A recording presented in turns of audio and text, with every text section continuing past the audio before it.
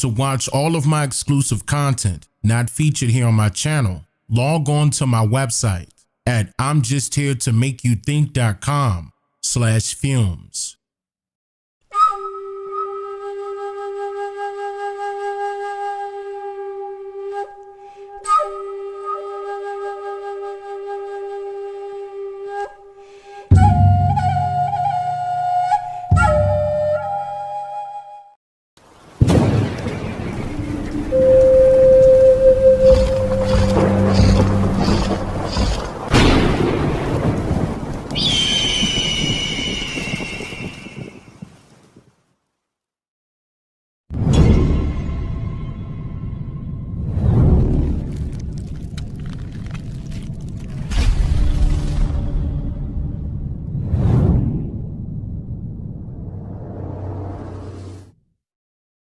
This film is strictly for educational purposes only. Dr. Dillingham, do I look white to you? Do I look white to you? Congresswoman, I think that if you tell me what you identify with, and I think I would respect that. Sure. So, Dr. Director, are you aware that people like me who are Arab, Middle Eastern, North African have to indicate that they're white on the U.S. Census? Congresswoman, we actually have on the, and I understand, that there was a process in deciding, certainly before I got to the census, and there's a history to coming up with the questions and the race and the ethnicity categories, and that OMB... No, they ignored it. But, Director, but they ignored it. The previous administration decided to put me on the form. They ignored it. But do you think if I circled white category, that would be an accurate depiction of my racial and ethnic background? Congresswoman, we do not second guess what you put down okay. there. Well, And we do have a write-in. We do have a write-in. Director, Right. You're not giving me an option, because let me tell you, there's a reason why the recommendation happened. Yeah. Because would circling white on the census change my lived experience as a person of color in our country, right? Even saying that... You understand there's a difference when you actually have the checkoff box. And I mean, Director, we need to get it right, because I'm not white. I'm not. And I don't try to say to others that you should be this or that. But when I sit on this form and I look at it, I don't see myself represented on this form. And I think that's a huge issue for people like me. Congresswoman, I can assure you that we continue to study race and ethnicity and the options for self-reporting that. Director. And let me just say that but we've been studied enough. We want your views, and we're beginning the process of looking at the 2030 census. It's too late. It's too late, because for 10 years we will be invisible to health research, to a number of things, small business loans. We will be invisible for another decade in our country. And I think it's wrong.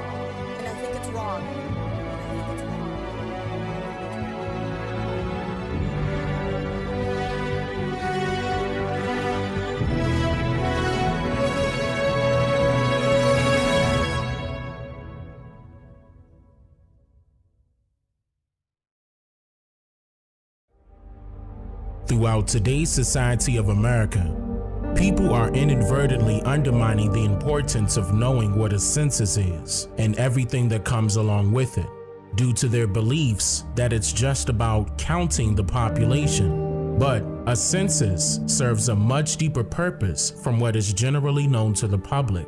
In fact, the duties of a census goes well and beyond what the public could even imagine. Let's begin with the history of the census.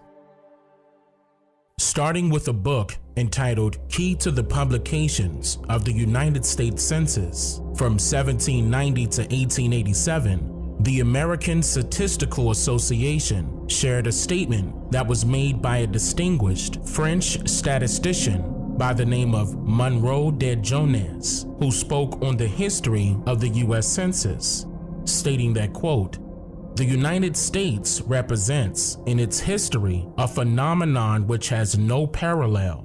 It is that of a people who instituted the statistics of their country on the very day they founded their government, and who regulated in the same instrument the census of the citizens, their civil and political rights, and the destinies of the country." End quote. Now, this quote indicates that rules and regulations were initially set in place by the government that regulated the rights and the census of the citizens of America scientifically. Scientifically meaning in a systematic or methodical manner. However, what's interesting to point out here is that the American Statistical Association followed Monroe's statement by saying, quote, "The statistics of the country that the American founders had in mind were of the most meager description and had no scientific pretensions whatever." End quote. So, the authors of this book denied that the census was created in order to regulate its citizens scientifically. But that leaves us with a few questions. Why would Monroe make such a statement if it wasn't true? Could it be possible that the national census is being used as a form of regulation? And if so, what exactly could be regulated by taking a census? In the 1789 U.S. Constitution, Article 1, Section 2 states that, quote, "Representatives and direct taxes shall be apportioned among the several states which may be included within this union, according to their respective numbers, which shall be determined by adding the whole number of free persons, including those bound to service for a term of years, and excluding Indians not taxed, 3/5 of all other persons. The actual enumeration shall be made within 3 years after the first meeting of the Congress of the United States, and within every subsequent term of 10 years, in such manner as they shall by law direct." End quote. Now, to the average person, this gives a detailed statement of the census and why it is conducted, but it also leaves one to wonder if the census is conducted in order to have an accurate representation within the House of Representatives.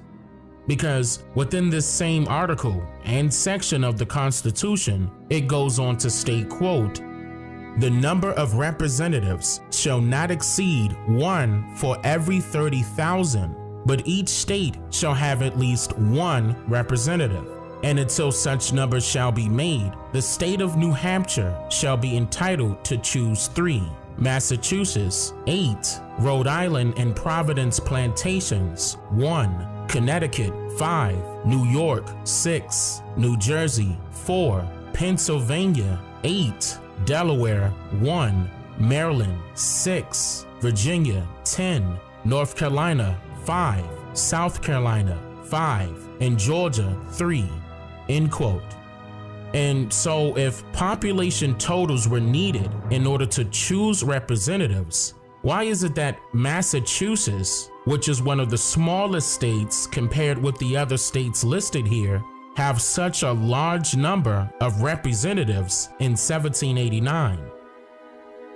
Or maybe the question should be, how does the state of Massachusetts have a larger population count than the state of Georgia in 1789?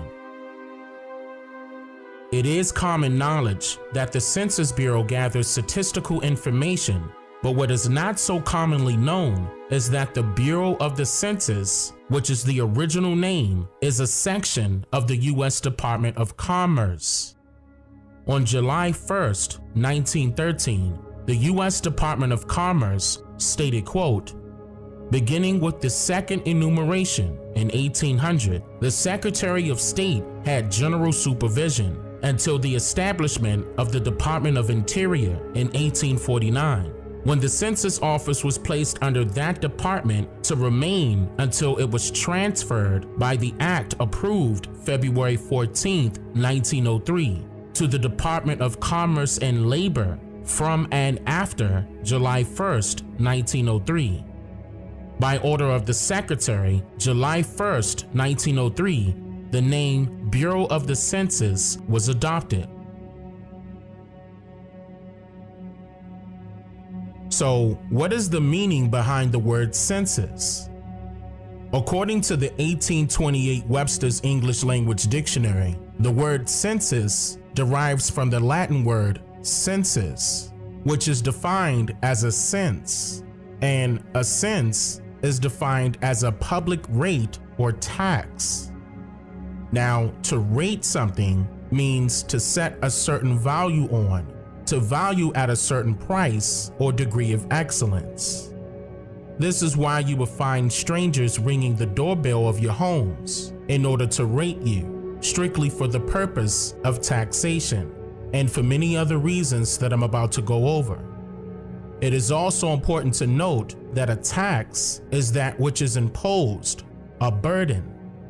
It is a sum of money assessed on the person or property of a citizen by government for the use of the nation or state, which is usually laid out according to the income of a person or the value of a property's estate, which is the general interest of a government.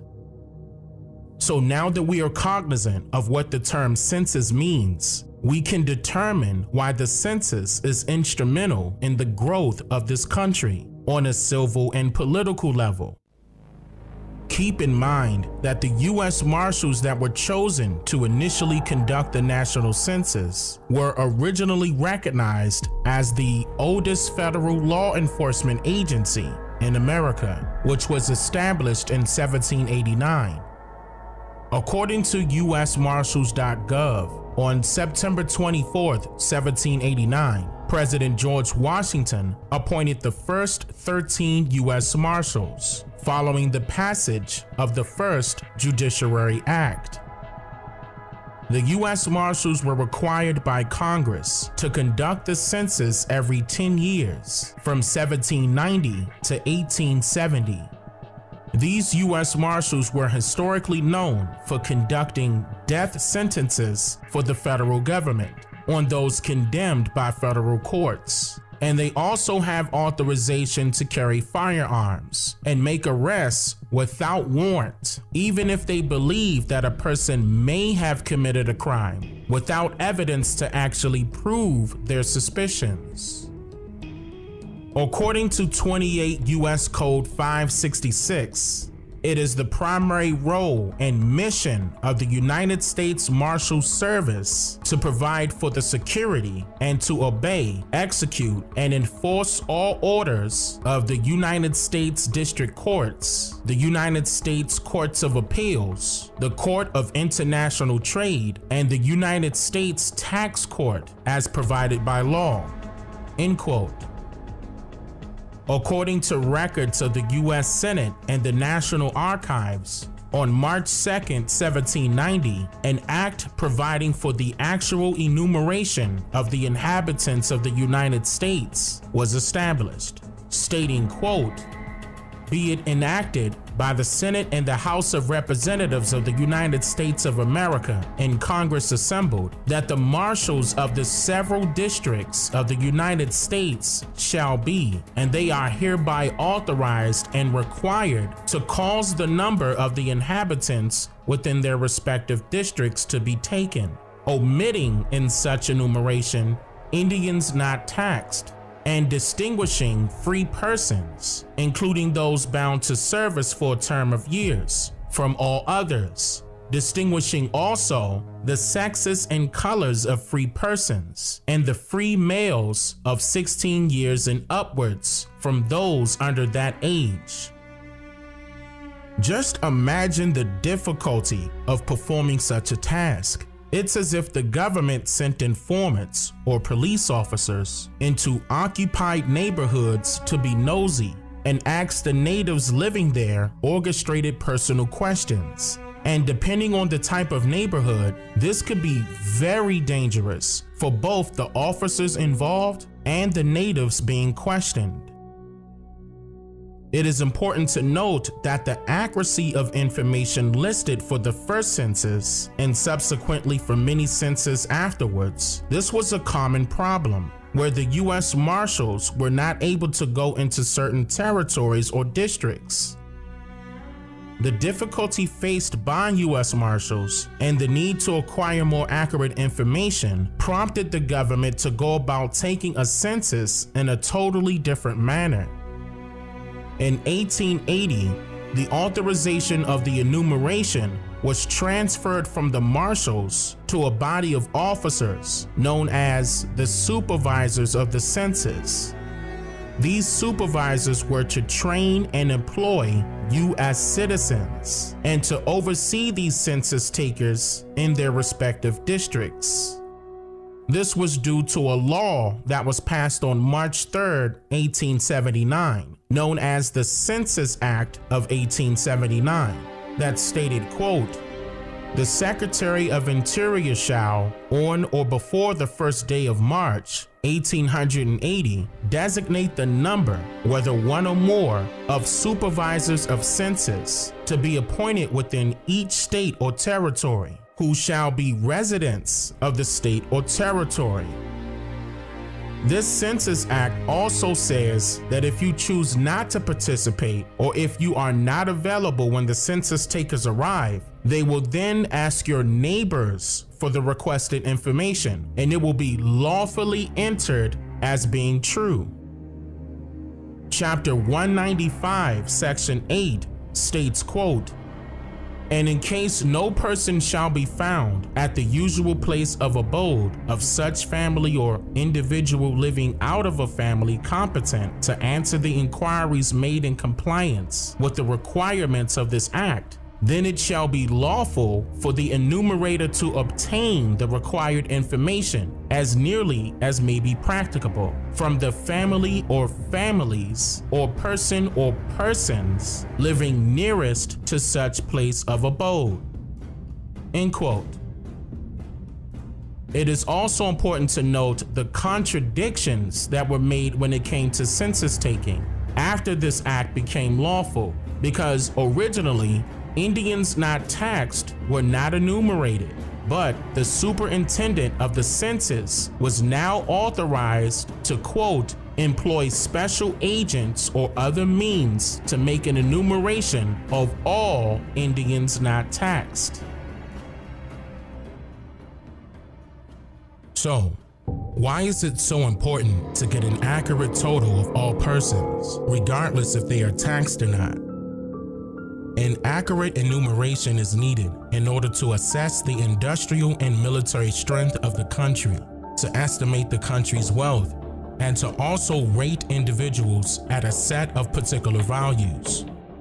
In order to ensure that these rates were properly done, an act under which the Permanent Census Office was organized July 1st, 1902, provides, in addition to the collection of statistics of population, mortality, agriculture, and manufacturers at the decennial period, for a collection to also be made of statistics relating to special classes, including the insane, feeble-minded, deaf, dumb, and blind, to crime, pauperism, and benevolence, including prisoners, paupers, juvenile delinquents, and inmates of benevolent and reformatory institutions, to social statistics of cities, to public indebtedness, valuation, taxation, and expenditures, to religious bodies, to electric light and power, telephone and telegraph business, to transportation by water,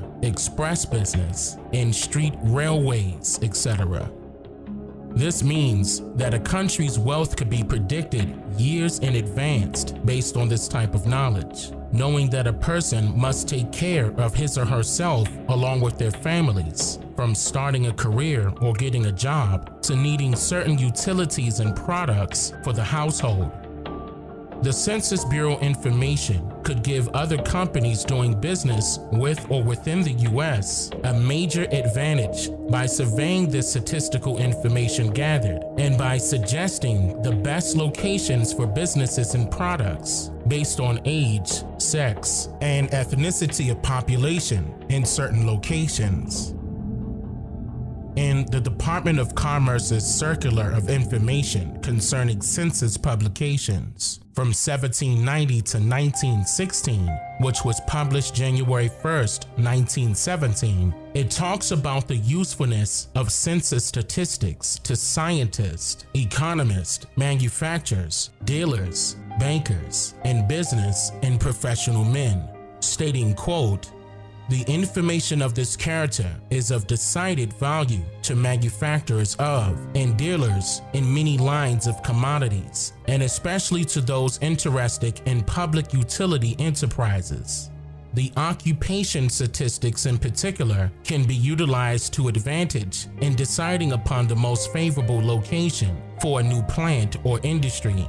That is to say, by the aid of these statistics, it is possible to ascertain whether in any given locality there is likely to exist an adequate supply of the special kinds of skilled labor required."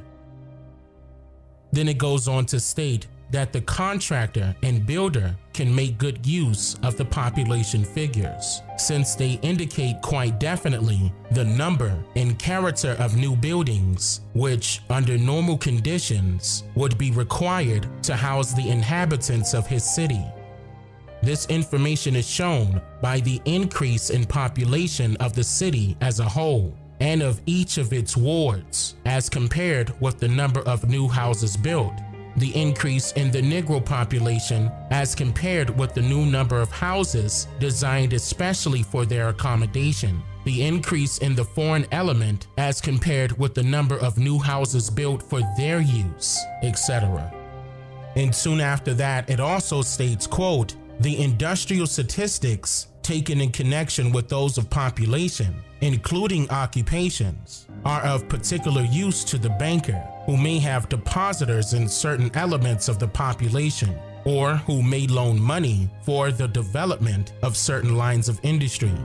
They show the increase or decrease in the various industries not only to his own city, but in the country as a whole. And under normal conditions, he may expect a continuation of such increase or decrease." End quote. The Census Bureau is not limited to providing information for businesses. It also shares scientific information by providing hospitals, practitioners, and even pharmaceutical companies a person's vital information, whether it be medical or genealogical. According to the National Center for Biotechnology, which is a branch of the National Institution of Health, in 1902, when the U.S. Bureau of Census became a permanent agency for the federal government, authorization was given to the director of the Bureau to obtain annual copies of records filed in the Vital Statistics Office, which included death certificates and information regarding causes of death. During the year of 1915, when the National Birth Registration was established, birth certificates were added also, and by the year 1933, quote, "All states were registering live births and deaths with acceptable event coverage and providing the required data to the Bureau for the production of national birth and death statistics." End quote. In 1946, the U.S. Bureau of the Census stopped the collection and publishing of vital statistics on a federal level.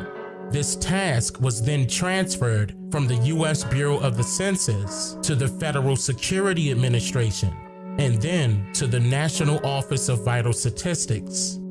The National Office of Vital Statistics combined itself with the National Health Survey, which then established the National Center for Health Statistics in 1960. In 1987, the National Center for Health Statistics became a part of the Centers for Disease Control and Prevention in the U.S. Department of Health and Human Services. All of these departments share their statistical information with the U.S. Bureau of the Census, which is now known as the U.S. Census Bureau. So, the categoric selection given by the U.S. Census that you can choose from not only identifies rated or taxed groups by means of regulation, but these misnomers are also subjected to systematic racial discrimination, especially since these labels were designed to collect the number of persons that are completely comfortable with allowing strangers to label them as whatever they so choose, not knowing that a profit is still to be made continuously by you not knowing just who you really are.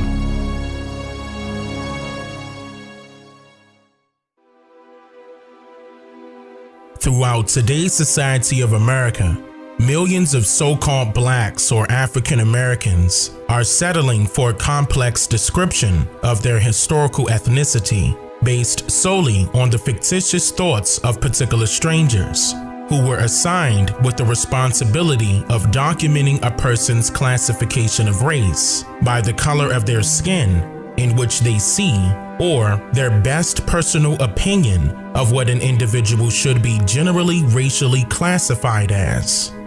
These particular individuals were entitled as census enumerators, also known as census takers, or the U.S. Marshals, who are federally government unsupervised employees that was said to have allegedly gone from town to town, city to city, and door to door, deciding who was of what race, and then documented the families they meet as such.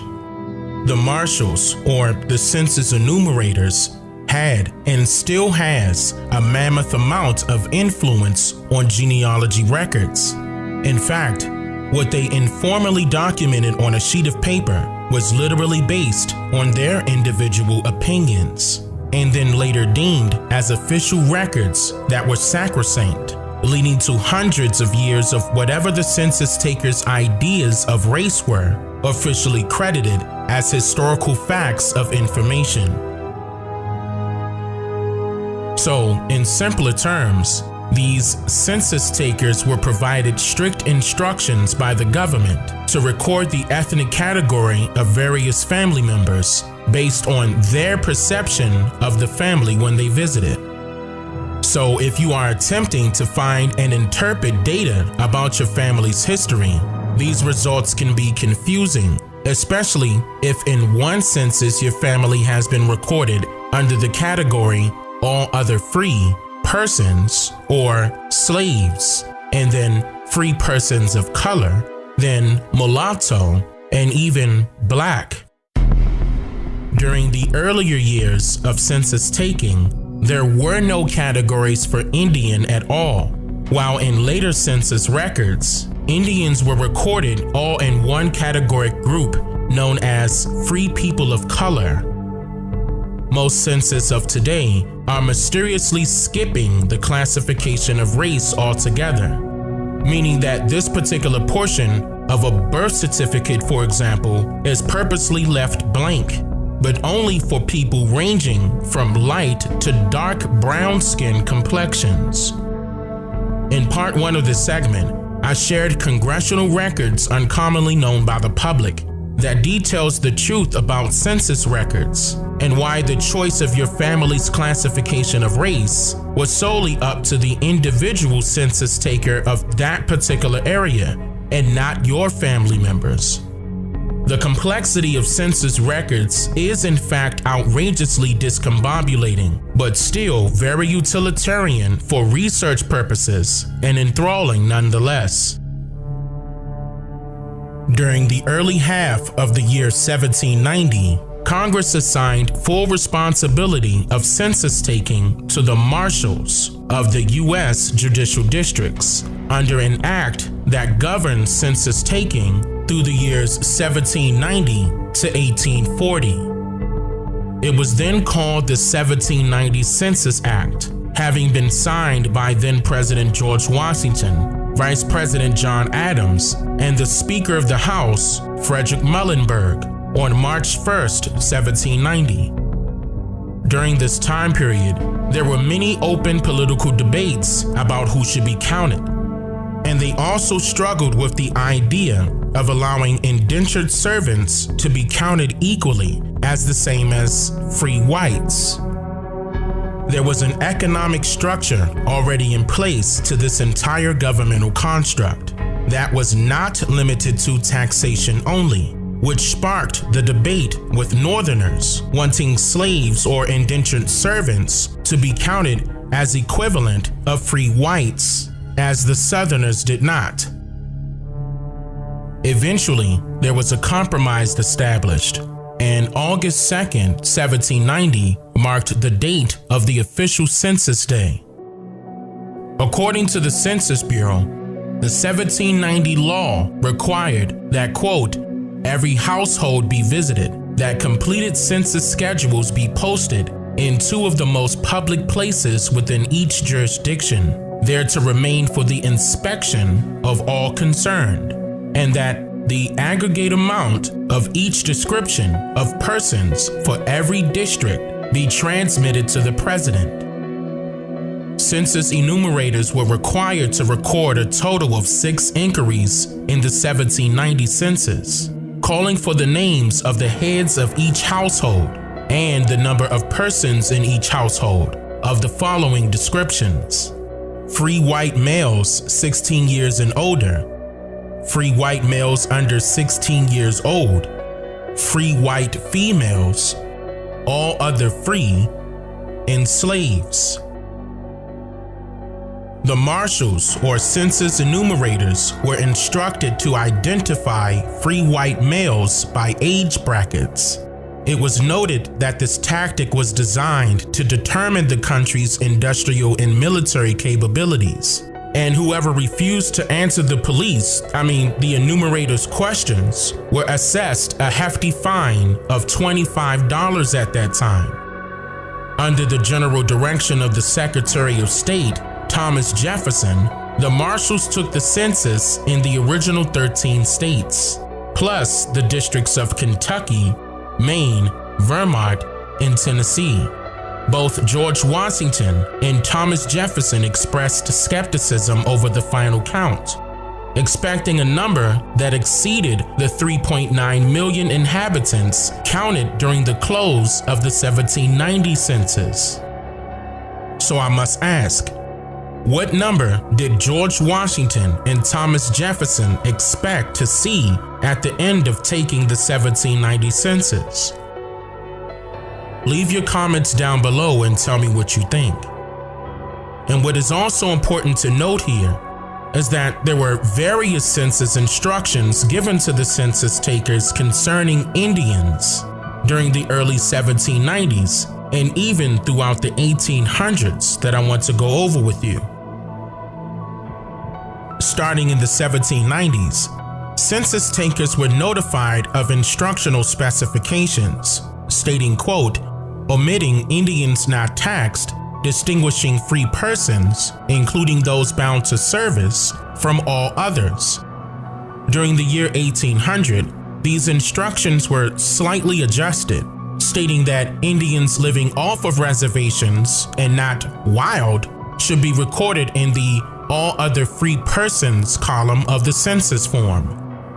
The 1800 census classification options were free white, slave, and all other free persons.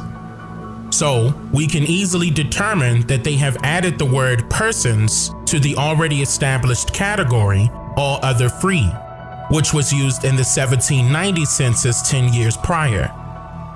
Interesting enough, the Indians living in the wild, generally meaning plains, and the Indians in the West or on reservations were not taxed, but those who were enumerated were recorded in the all other free column in the 1790 census. Once the Constitution called for a census of all persons excluding Indians not taxed, many other adjustments were made towards the classifications taken by the enumerators, mainly due to the sole purpose of apportioning seats in the House of Representatives and assessing direct federal taxes. On March 2, 1807, then President Thomas Jefferson signed an act to prohibit the importation of slaves into any port or place with the jurisdiction of the United States.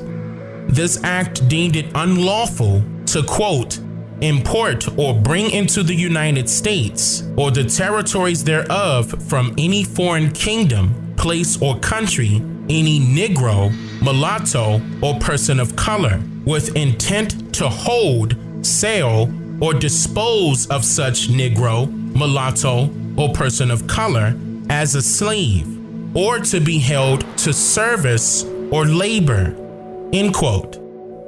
This act came into effect as of January 1st, 1808. Keep that in mind.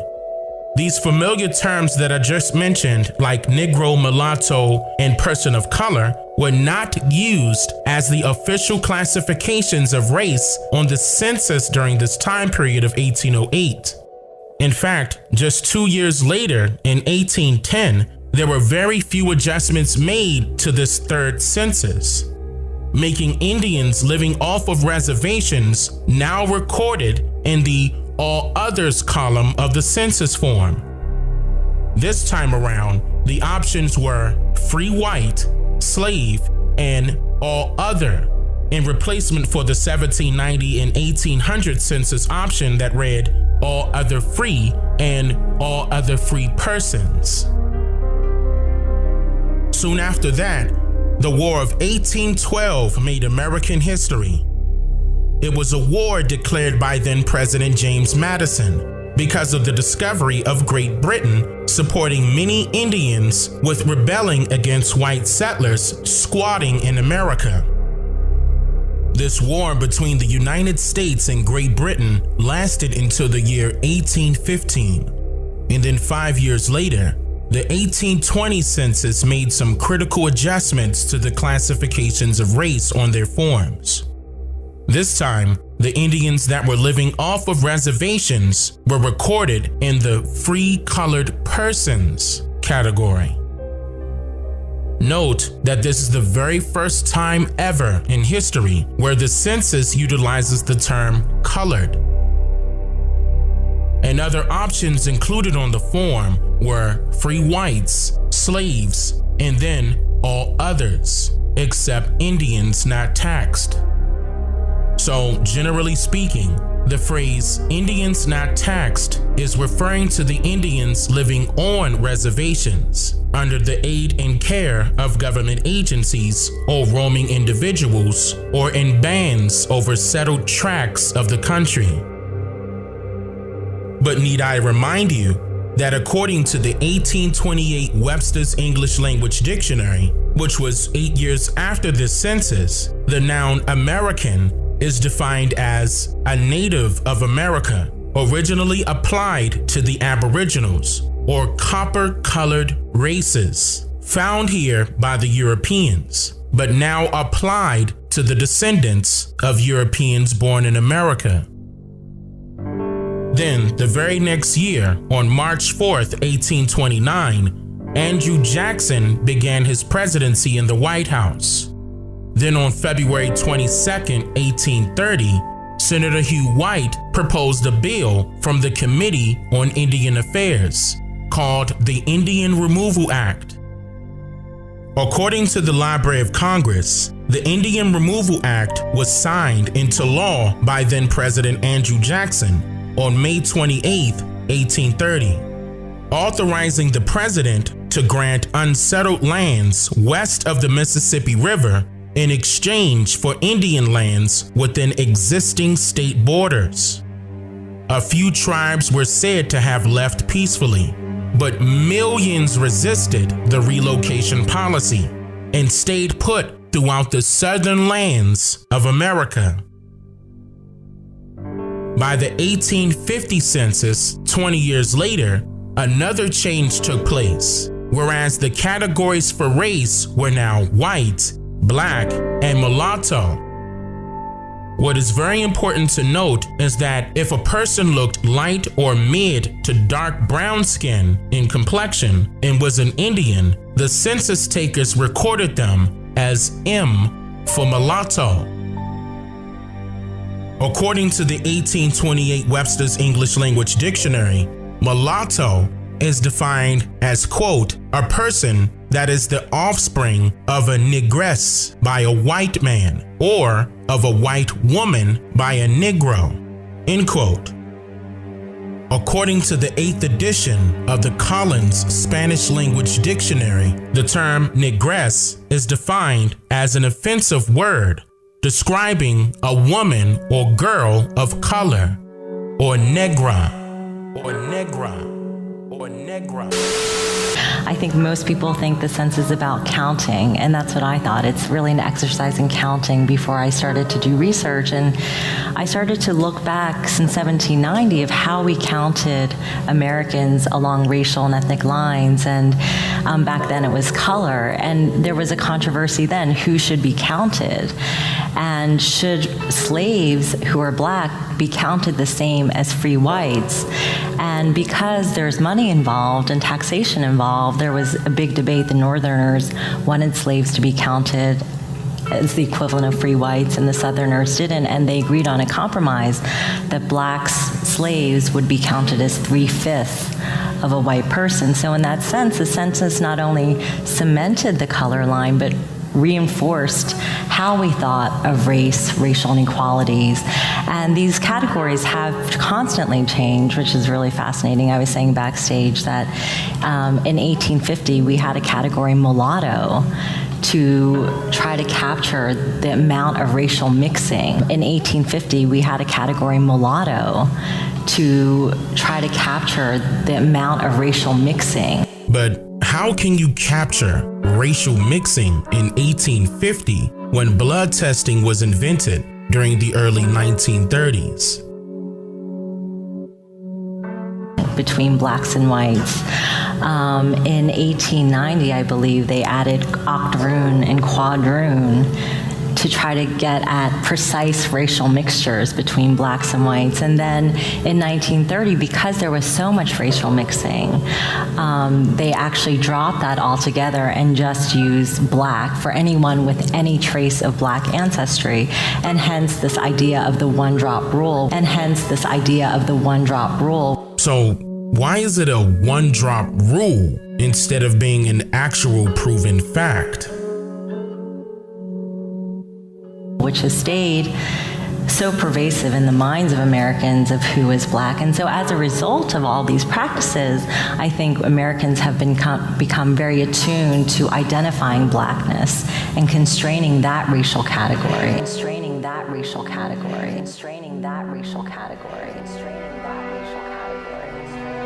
In the instructions for the enumerators in the 1890 census, when it comes to color, sex, and age, the enumerators were instructed to be, quote, particularly careful to distinguish between blacks, mulattoes, quadroons, and octoroons. The word black should be used to describe those persons who have 3/4 or more black blood. Mulatto, those persons who have from 3/8 to 5/8 black blood. Quadroon, those persons who have 1/4 black blood. And octoroon, those persons who have 1/8 or any trace of black blood. End quote. This sounds a bit confusing to you, right? The U.S. government created separate freedmen's lists specifically designed to rule out all copper-colored Indians from receiving any newly established benefits and land allotments that they were entitled to. The U.S. government listed all full-blooded American Indians as black or colored as their classification of race documented inside of the 1900 census, while simultaneously, white U.S. citizens were allowed to become identified as Indians by simply paying the Dawes Commission a whopping total of just $5 for each white adult and child to be listed on the Dawes rolls, replacing those people that were initially on the forms during this time period. So now, from the late 1880s to April 1st, 1902, which is known as April Fool's Day, public notices were passed around detailing that other claimants can legally make their cases for freedmen enrollment. However, This motion single-handedly allowed white citizens the rights to legally cede Indian lands, reparations, plus the optimized benefits having been set in stone previously for the people now classified as black. Now, jumping over to the 1930 census, it gave special instructions to the census takers, stating, quote, Negroes, persons of mixed white and Negro blood should be returned as a Negro, no matter how small the percentage of Negro blood. Both black and mulatto persons are to be returned as Negroes, without distinction. A person of mixed Indian and Negro blood should be returned a Negro, unless the Indian blood predominates and the status as an Indian is generally accepted in the community. And then it goes on to say, quote, Indians, a person of mixed white and Indian blood should be returned as Indian, except where the percentage of Indian blood is very small or where he is regarded as a white person by those in the community where he lives, end quote. So in other words, according to these enumerator instructions, whites have the power to choose whatever he or she wants to be. So if a white male or female lives amongst the Indians, then he or she can consider themselves as Indians. But if he or she just so happens to move into a predominantly white neighborhood, then he or she could consider themselves as white on the census.